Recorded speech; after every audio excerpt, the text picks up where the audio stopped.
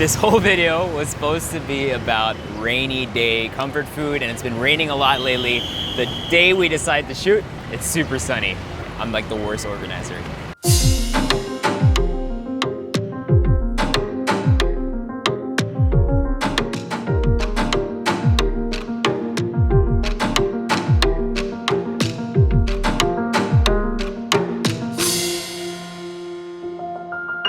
Our neighbors to the northwest, China, have had a massive influence on our food and our culture ever since about the 10th century. From there, we grew to be really great trading partners until now. So obviously, you can find lots of Chinese influences on our national dishes, which probably explains why we have the oldest Chinatown in the world. But not a lot of people know that this is the other Chinatown. Banawe Street is crawling with great Chinese eats, and since today is all about comfort food, we are after the best noodle dishes. Was I screaming a little too much, or was that okay? Screw it. You'll find lots of Filipino dishes with Chinese roots, such as pancit and rice cakes, but you'll also find lots of localized versions of Chinese dishes made by generations of migrants.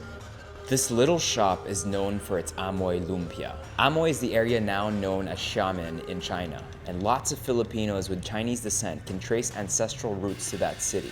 It's a time-consuming dish that is packed with ingredients from cabbage to tofu to bean sprouts, pork, and shrimp, all packed in a flour wrapper that teases you with mystery and humility. When you're in the area, you definitely need to come by Mui Hong. They're very famous for their fresh amoy lumpia, and it is just a whole meal. It's supposed to be our appetizer, but it's pretty much a whole meal. And it's just stuffed to the brim with just so many fresh ingredients. I cut into it a while ago, and it just looks absolutely beautiful. You can see some lettuce, some bean sprouts, lots of other things I don't recognize. This is why we're really here. It's a cha mi swak. It's all about noodles today, so this is probably one of my favorite noodle dishes. I've never tried it here before, but if their lumpia is any indication, then this is gonna be really good. So what I love about these places is the owners are super proud and they keep sending us so much food, and it's the best thing ever. They said I was gonna miss out on something if I didn't try the pato miswa, which looks like a perfect bowl of comfort. It's like a massive piece of duck leg, nice thigh over there. I've actually never tried this kind of soup, but with these noodles here, that looks absolutely glorious. It's really not what I expected. The flavor is really subtle. You have some, I don't know, like maybe some 5 spice and some just different types of spices that are there, but it's a really kind of like subdued flavor, which is really nice. The noodles, perfection. You know, these are the type of flavors that you don't really they don't hit you in the face, but then one day you'll be at home just reading a book and be like, oh, I'm craving for that. Like, I'm craving for that taste. And this is that kind of dish. I feel like we should have come for this. I haven't tried this yet, but this is already pretty damn good.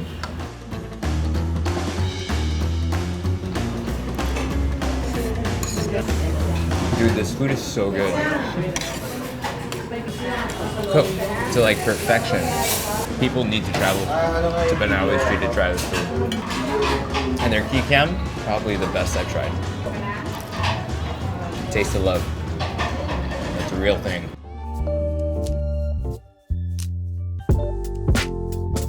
Quick little break to thank the sponsors of this video. Smart just wanted to let everyone know that you should be watching this YouTube video with the free everyday YouTube from Smart for Smart, Sun, and Talk and Text. This is only lasting until July 15, so you better be binging as much as possible. You get 1 hour free of YouTube every day. It's a pretty good deal. Avail it if you haven't. I'll put more information in the description box below. It's a really good deal, and it's going away soon, so hurry up.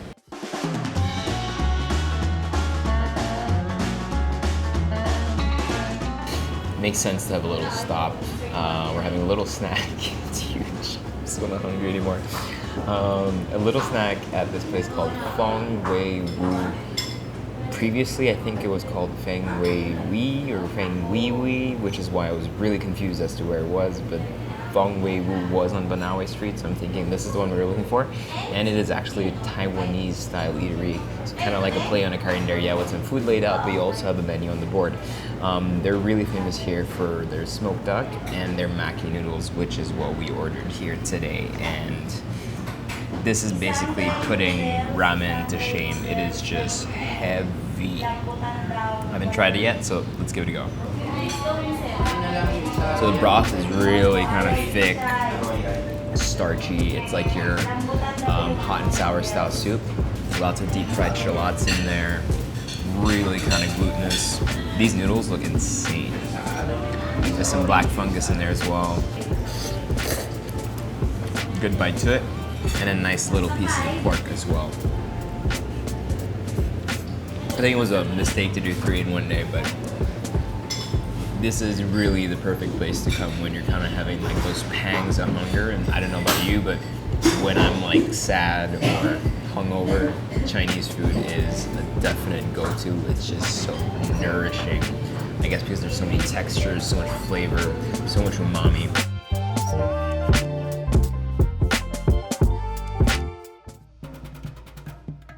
This is the last stop of the day, and it's proper legit. I'm here for one reason, and that's the crab with the cream sauce and sotanghong, and it's so good. I'm like not hungry anymore, but I'm pretty sure it's gonna be really delicious.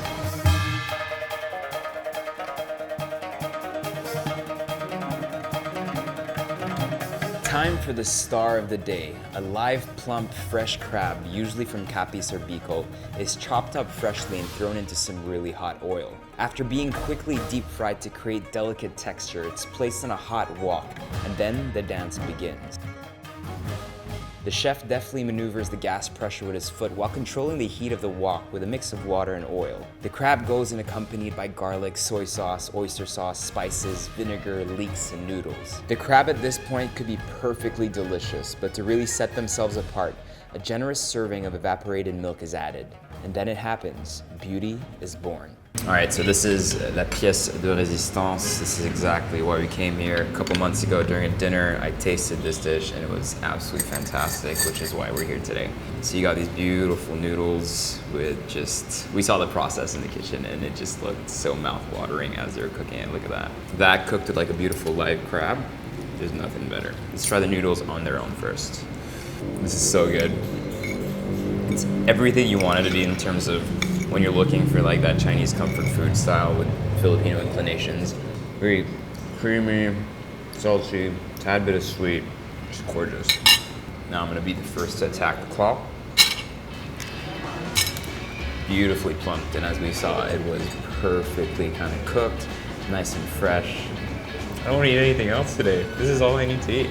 So this recipe has been here since the beginning, since the opening of the restaurant, which was basically about 30 years ago.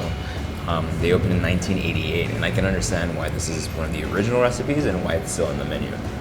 Not to be undone by the oyster omelet. As he was cooking this, it was so beautiful to watch because there's so much skill involved. And if you're anything like me, a good oyster omelet is always gonna hit the spot for you. The amount of oysters that are in there are insane. I'm just gonna eat this like a pizza. It's gelatinous, it has that bounce, all the oil that's in there is really just, it's not too oily, but you can taste it and it's there and it's good. You have some crunch, some texture. The oysters are nice and plump. This is so good.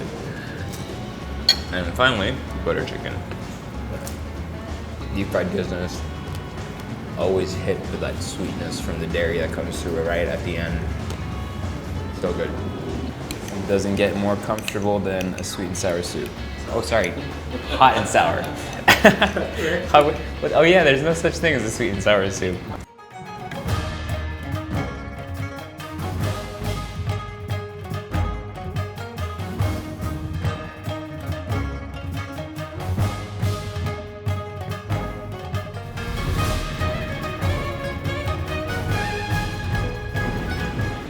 Yo, I'm full. So 3 restaurants in one day, probably not the best idea. we'll be doing more of these kind of like street features in the future, just jumping from restaurant to restaurant, not only in Manila, but also places like Bacolod and Pampanga. We're coming for you very soon, and that's gonna be really fun. We're just trying to establish lots of different videos around the Philippines because we think that it's worth mentioning and worth featuring. I'm super full. Restaurants 1 and 2 were absolutely beautiful.